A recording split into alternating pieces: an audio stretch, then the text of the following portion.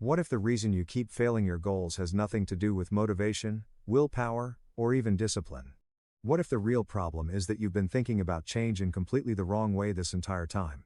That's exactly what James Clear argues in Atomic Habits, and honestly, after reading this book, I had to sit with it for a while because it genuinely shifted how I see my own daily routines. So here's the core idea.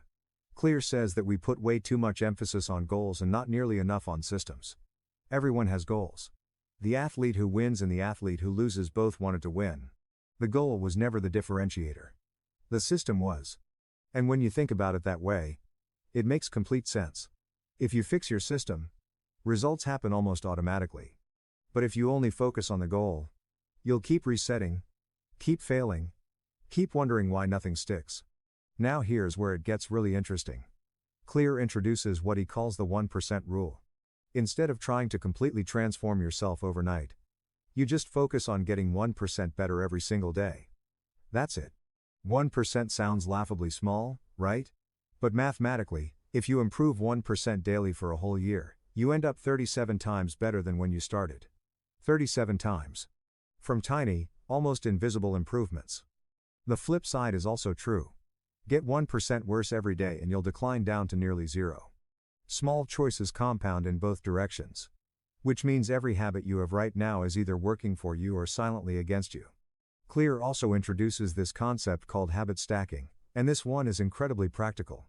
You take a habit you already do automatically, like making morning coffee, and you attach a new habit directly to it. After I pour my coffee, I will read for 10 minutes, boom. The existing habit becomes the trigger. Your brain loves this because it doesn't have to build a new neural pathway from scratch. It just extends one that already exists. This is why habit stacking works when willpower-based approaches completely fall apart.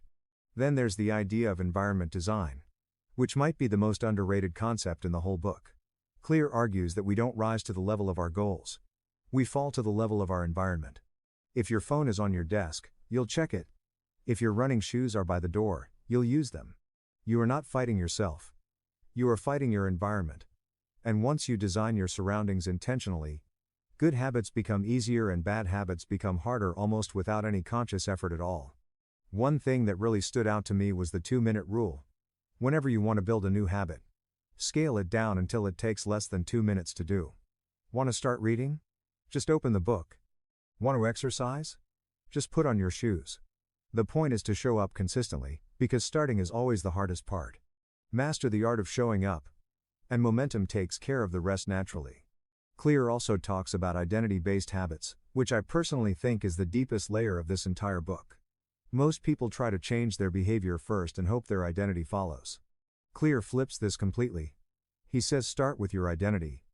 Every action you take is a vote for the type of person you want to become. Don't say I want to read more. Say I am a reader. That subtle shift changes everything about how you make decisions throughout your day. The honest criticism I'll give is that some of the science feels slightly oversimplified, and if you've read behavioral psychology books before, parts will feel familiar.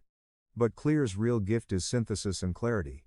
He takes complex ideas and makes them feel immediately actionable, which is rare.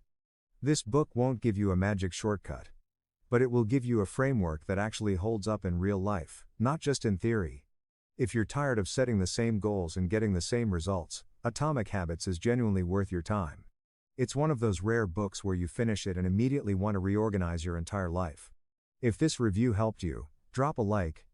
It genuinely helps this channel grow more than you'd think. Subscribe so you never miss a book breakdown. And comment below telling me which habit you're working on right now. I read every single one.